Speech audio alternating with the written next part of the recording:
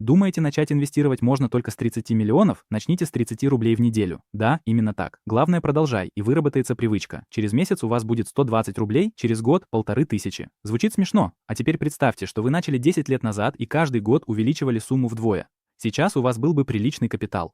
Начинать нужно не тогда, когда появятся большие деньги, а прямо сейчас с тем, что есть. Сформируете навыки, поймете механизм, а потом будете инвестировать 10 миллионов рублей в земельные участки, переводить их в промку и продавать минимум за 20 миллионов. Вы сможете удваивать свой капитал каждые 10 месяцев на землях, как это делаем мы. Но для этого нужны деньги. Многие начали с копеек, а теперь управляют миллионами.